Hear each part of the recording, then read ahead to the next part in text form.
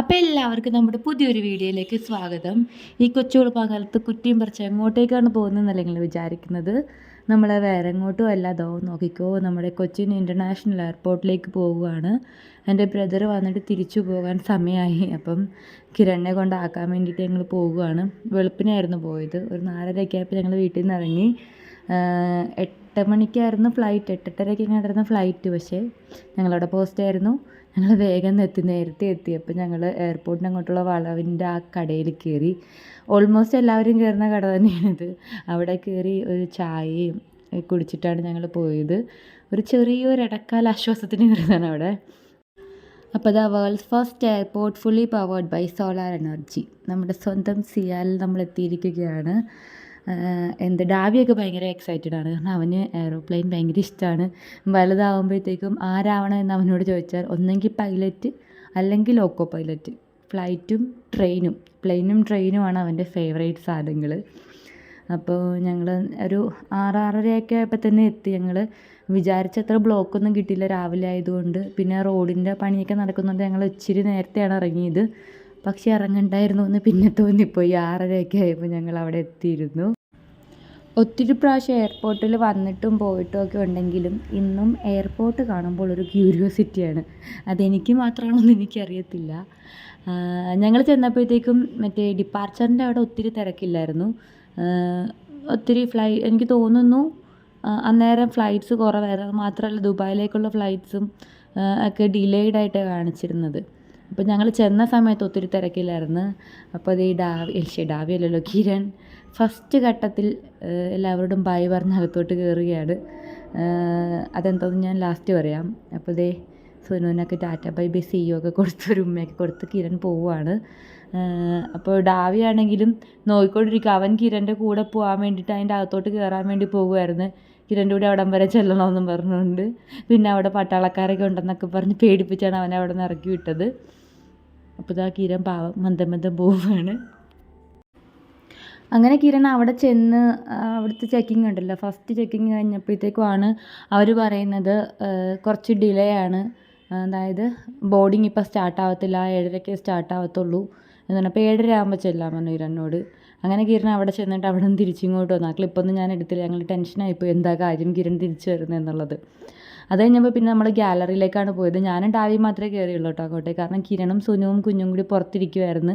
ഡാവിക്ക് aeroplane വരുന്നതും പോകുന്നതും കാണണമെന്നൊക്കെ പറഞ്ഞിട്ട് ഞങ്ങൾ അവിടെ നിൽക്കുമായിരുന്നു. പിന്നെ പറയേണ്ട കാര്യം എന്താണെന്ന് വെച്ചാൽ എയർ ഇന്ത്യയുടെ ക്രൂവിനെ കുറിച്ചാണ്. എയർ ഇന്ത്യ ഭയങ്കര ഡിലേ ആയിരുന്നു കാര്യങ്ങളൊക്കെ. 8:30 പോകേണ്ട കിരണിൻ്റെ ഫ്ലൈറ്റ് അവിടെ നിന്ന് എടുത്തത് 12:30 ആയപ്പോഴത്തേക്കാണ്. അത്രയും നേരം കിരൺ അവിടെ പോസ്റ്റ് ആയിരുന്നു. കിരൺ മാത്രമല്ല, അതിനകത്തുള്ള എല്ലാ പാസഞ്ചേഴ്സും. അതുപോലെ തന്നെ എയർ ഇന്ത്യയുടെ തന്നെ ദമാമിലേക്കുള്ള ഫ്ലൈറ്റും പിന്നെ ദുബായിലേക്കുള്ള 2 ഫ്ലൈറ്റ്സ് ക്യാൻസലായിപ്പോയി. അതുപോലെ തന്നെ വേറെ 2 ഫ്ലൈറ്റ്സ് അതും ദുബായ് തന്നെയാണെന്ന് തോന്നുന്നു. അതും ഡിലേ ആയിരുന്നു കാണിച്ചിരുന്നത്. അപ്പോൾ കിരണിൻ്റെ ഒമാനിലേക്കുള്ള ഫ്ലൈറ്റ് അതും ഡിലേ കാണിച്ച് ലാസ്റ്റ് 12:30 ആകുമ്പോഴത്തേക്കും ഓപ്പൺ ആകുമെന്ന് പറഞ്ഞു. ചോദിക്കുമ്പോൾ ക്രൂ വന്നിട്ടില്ല എന്നാണ് ഇവർ പറഞ്ഞുകൊണ്ടിരുന്നത്. അങ്ങനെ വൻ പോസ്റ്റായിരുന്നു. ഇതിനിടയ്ക്ക് ഞാനും ഡാവിയും കൂടി കുറേ നേരം പോയി ഗാലറി പോയിരുന്നുകൊണ്ട് ഫ്ലൈറ്റ് പൊങ്ങുന്നതും താഴുന്നതും ഒക്കെ കണ്ടുകൊണ്ടിരിക്കുമായിരുന്നു. നമ്മൾ കറക്റ്റ് ഇങ്ങനെ ഫ്ലൈറ്റ് ഇറങ്ങി വരുന്ന ആ ഒരു ഷോട്ട് ഉണ്ടല്ലോ, അതിന് വേണ്ടിയിട്ടാണ് ഞാൻ നോക്കി നിന്നത്. അപ്പോൾ ഇതൊരു ഫ്ലൈറ്റ് വന്നതിങ്ങനെ റൗണ്ട് ചെയ്ത് ഇങ്ങോട്ട് വരുന്നത് നോക്കിക്കൊണ്ടിരിക്കുമായിരുന്നു. ഇതേതൊരു ഡൊമസ്റ്റിക് ഫ്ലൈറ്റ് ആണെന്ന് തോന്നുന്നു. തിരിച്ചല്ലേ പോണത്? അതെ, ഇതൊരു ഡൊമസ്റ്റിക് ഫ്ലൈറ്റ് ആയിരുന്നു. അങ്ങനെ ഞങ്ങൾ ഫ്ലൈറ്റ് എല്ലാം കണ്ടുകൊണ്ടിരിക്കുമായിരുന്നു. ഡാവിക്ക് ഭയങ്കര എക്സൈറ്റ്മെൻ്റ് ആയിരുന്നു. ഇതിനു മുന്നേ അവൻ കിരണിനെ വിളിക്കാൻ വേണ്ടിയിട്ട് ഒരു പ്രാവശ്യം വന്നിട്ടുണ്ട്. ഈ പ്രാവശ്യം അല്ല, കഴിഞ്ഞ പ്രാവശ്യം വന്നപ്പോഴത്തേക്കും. പക്ഷെ ഞങ്ങൾക്ക് ഗാലറിയിലൊന്നും കയറാൻ പറ്റിയില്ല. കാരണം ഞങ്ങൾ വന്നപ്പോഴത്തേക്കും കിരൺ ഓൾറെഡി എത്തിയിട്ടുണ്ടായിരുന്നു.